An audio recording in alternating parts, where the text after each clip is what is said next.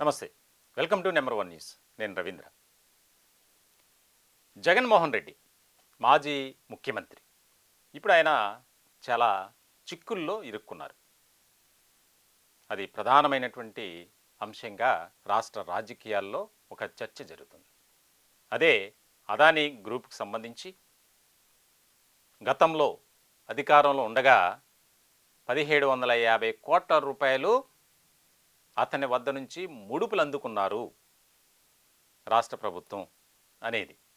దీనికి సంబంధించి చాలా కీలకమైనటువంటి చర్చ జరుగుతుంది. ఏదైతే అదానీకి సంబంధించినటువంటి పవర్ గ్రూప్ ఉందో ఆ గ్రూప్ అలాగే రాష్ట్ర ప్రభుత్వం చేసుకున్నటువంటి ఏదైతే ఒప్పందం ఉందో దానికి సంబంధించి చేసుకున్నటువంటి ఒప్పందంలో భాగంగా రాష్ట్ర ప్రభుత్వానికి కొంతమందికి మేలు చేకూరే విధంగా అదానీ వ్యవహరించారు అనేది అమెరికాలో తేలింది. చాలా కీలకమైనటువంటి అంశం ఇది. వాస్తవానికి అదానీ ప్రపంచవ్యాప్తంగా ఒక మంచి పారిశ్రామికవేత్తగా పేరు ప్రఖ్యాతలు ఉన్నాయి.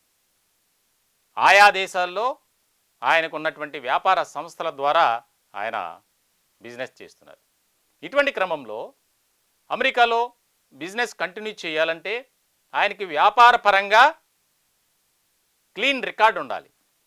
సో ఇటువంటి సందర్భంలో విచారణలో భాగంగా ఈ ఆంధ్రప్రదేశ్కి సంబంధించి అప్పటి ప్రభుత్వం వ్యవహరించిన తీరు బయటపడింది. దాదాపుగా 1750 కోట్లు చాలా ముఖ్యమైనటువంటి పరిణామంగా మారింది. ఆయనపై కేసు నమోదు చేశారు అదానీపై. ఇప్పుడు దానిలో భాగంగానే వైఎస్ఆర్సీపీ అధినేత మాజీ ముఖ్యమంత్రి వైఎస్ జగన్మోహన్ రెడ్డి ఆయనకు ఇబ్బందులు తప్పవు, ఖచ్చితంగా ఆయన ఇరుక్కోబోతున్నారు అనేది ఇటు రాజకీయవేత్తలు అలాగే న్యాయ నిపుణులు కూడా చెబుతున్నారు. వాస్తవంగా అమెరికాలో ఫారిన్ కరప్ట్ ప్రాక్టీసెస్ యాక్ట్ అనేది ఉంది. దానికి సంబంధించి చాలా కీలకమైనటువంటి నివేదిక తయారు చేసింది. కోర్టులో వారికి ఇచ్చినటువంటి ఏవైతే ఆధారాలు ఉన్నాయో వ్యాపార సంస్థలకు సంబంధించి, అయితే భారతదేశంలో ఆయన పవర్ కంపెనీకి సంబంధించినటువంటి చేసుకున్న ఒప్పందాలు ఏవైతే ఉన్నాయో వాటిలో భాగంగా దేశంలో 5-6 రాష్ట్రాలకు మేలు చేకూరే విధంగా, తద్వారా ఆయనకు తక్కువకు కొంత ఒప్పందం చేసుకోవటం, ఇవన్నీ చాలా ఇష్యూస్ ఉన్నాయి. దీనిలో భాగంగా ఆంధ్రప్రదేశ్ ప్రభుత్వానికి, అంటే అప్పుడు వైఎస్ఆర్సీపీ అధికారంలో ఉంది, 1750 కోట్లు ముడుపులు ఇచ్చారు. దీనికి సంబంధించి పూర్తి ఆధారాలతో ఇప్పుడు కోర్టులో దానిపై వాదనలు వినిపించారు. ఫెడరల్ బ్యూరో ఆఫ్ ఇన్వెస్టిగేషన్ అది ఇంకా విచారణ చేస్తుంది. చాలా ముఖ్యమైనటువంటి పరిణామంగా దేశవ్యాప్తంగా ఒక కీలకమైనటువంటి అంశంగా ఇది చర్చ జరుగుతుంది రాజకీయ వర్గాల్లో. ఇప్పటికే రాష్ట్రంలో వైఎస్ఆర్సీపీ పరిస్థితి అగమ్యగోచరంగా మారింది. పార్టీలో ఉన్నటువంటి నేతలు నిశ్శబ్దమైనటువంటి వాతావరణంలో ఉన్నారు. అలాగే మరికొందరు పార్టీ నుంచి బయటకు వచ్చేశారు. పార్టీపై మూకుమ్మడి దాడి జరుగుతుంది ఒక రకంగా చెప్పాలంటే, మాటల రూపంలో. ఒక పక్కన సొంత చెల్లి షర్మిల కాంగ్రెస్ పార్టీలో ఉన్నారు.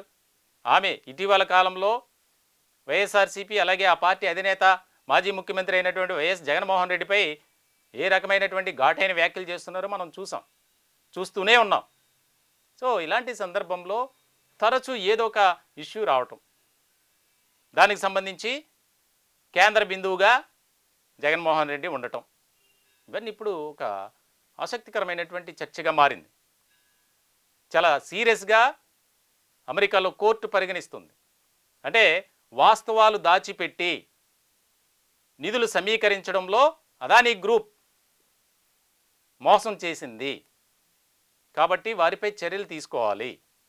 దీనిలో భాగంగా రాష్ట్రానికి సంబంధించి ఈ 1750 కోట్ల రూపాయలు ముడుపులు ఎందుకు ఇచ్చారు, అంత అవసరం ఏంటి అనేది త్వరలోనే దానిపై కూడా చాలా కీలకమైనటువంటి పరిణామాలు చోటు చేసుకునే అవకాశాలు కూడా కనిపిస్తాయి అనేది రాజకీయ విశ్లేషకులు చెబుతున్నటువంటి మాట. ఏదేమైనప్పటికీ ఎక్కడ ఏది జరిగినా ఆంధ్రప్రదేశ్కో తెలంగాణకో ఒక లింక్ అనేది ఉంటుంది. దానిలో భాగంగా ఇప్పుడు అదానీ గ్రూప్ చేసినటువంటి ఏదైతే నిర్వాకం ఉందో దానికి సంబంధించి ఆంధ్రప్రదేశ్ పేరు ప్రస్తావనలోకి రావటం, 5 ఏళ్ల పాటు అధికారంలో ఉన్నటువంటి వైఎస్ఆర్సీపీ చాలా కీలకంగా వ్యవహరించారు. ఆయనకి లాభం చేకూరే విధంగా అప్పటి ప్రభుత్వం పనిచేసింది. సో చర్యలు తీసుకోవాల్సిందే అనే డిమాండ్ కూడా బాగా వచ్చే అవకాశాలు ఖచ్చితంగా ఉన్నాయి. ఎందుకంటే ఎఫ్బిఐ ప్రకారం ఇది చాలా కీలకమైనటువంటి నేరంగా పరిగణిస్తున్నారు.